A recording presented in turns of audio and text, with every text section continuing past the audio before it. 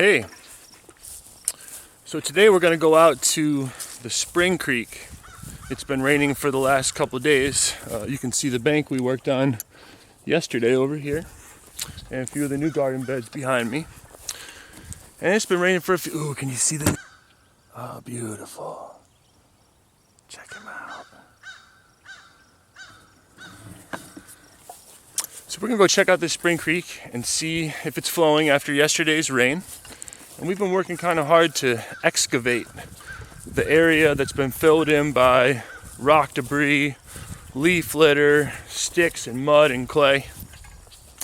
And what that's done is it's forced the flow of water underground. And that's okay. The water is still making it to where it needs to go. But it's going there quickly and we're losing access to it. And what does make it to the surface is in small quantities and it evaporates. So we want to kind of get this water to stick around for a little longer. So maybe we can work with it a little bit and redistribute it in a way that is more beneficial to what we're trying to accomplish. So this part of the old farm was a horse pasture and livestock pasture. It was fenced off. We still find old barbed wiring and remnants of the old fence as we go along. And you can tell that we're getting some pretty good flow right now. And this just kind of drains out into a spillway and sort of floods this big field out here consistently for pretty much the whole year. Now this creek has been depositing debris all over. It looks like there's some spillover. We'll try to get some looks to some of the offshoots, the other channels that are pushing water around. You can tell because the leaves are just flooded out of the way. So we're going to start making our way up this spring creek here. And this is about as heavy of a flow as we've had so far this summer. Most days it runs completely dry on the surface, but if you find spots where the ground's a little disrupted, you find little natural waterfalls where you can hear and see the water is still running. Now, here's the trail out to our, right out there, you can see the red barn. That's the trail out to where our first set of crops is going to be that we want to bring gravity irrigation to. We've got a fairly simple trail up here. Oh, look at that. We've got a little rub line on the tree right there. And what we want to do is try to harness the water that's available in this area and transport it and redistribute it over to the area in the field. So this is the area that we're looking at as being a potential catch basin. It's got some natural steps going on back here we'll show you, and it's also a confluence of two main heads of this water system. And let's check it out.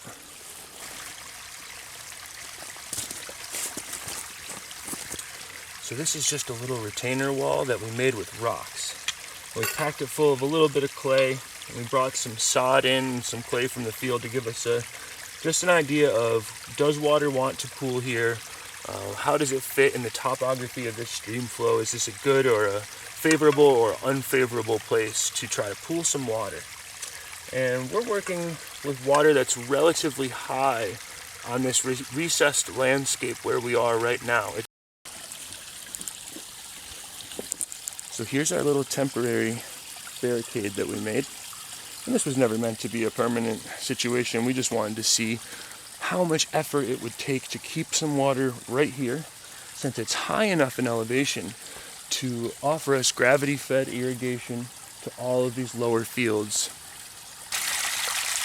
And we've taken a lot of dirt and a lot of stone out of here, enough so that we can see the water and where it sort of has a natural flow and how it wants to run.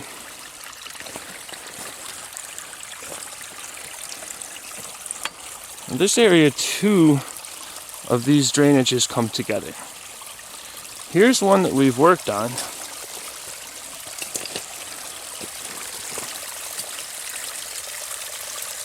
And here's one that we haven't.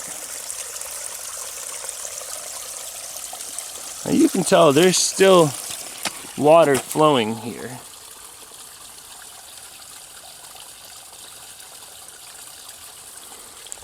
But if we can do just a little bit of work to unobstruct its path and give it a chance to stick around and pool up a little bit, we think that just below the confluence of these two runs is a good place for our irrigation ditch.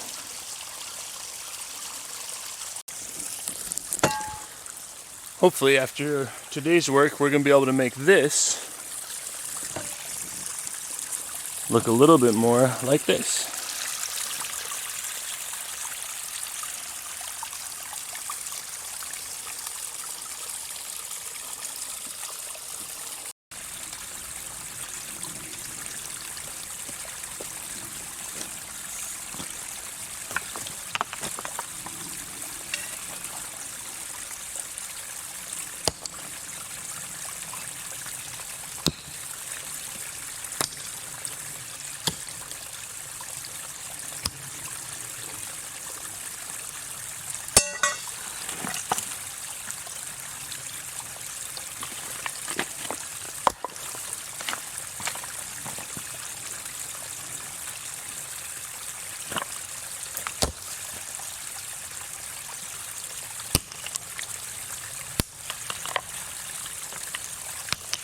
Oh, there's water already. We can see it right here. This is going to be a while. Let's speed things up.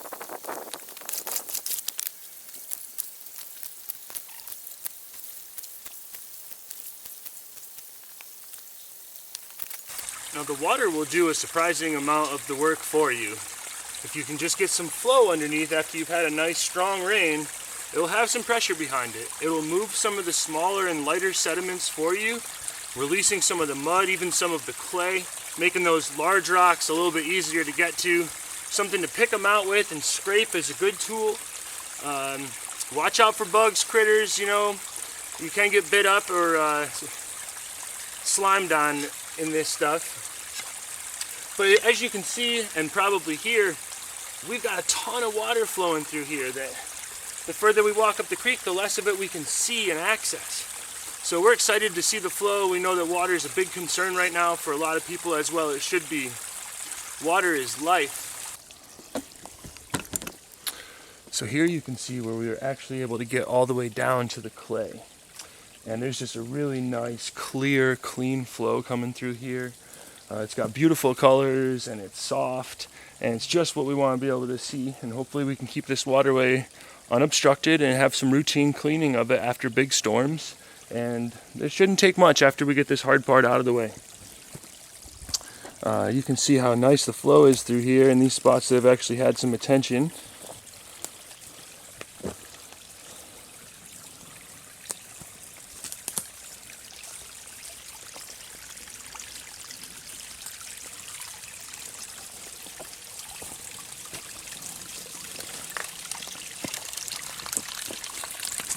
And here's where we meet up with our section that we just got done working on.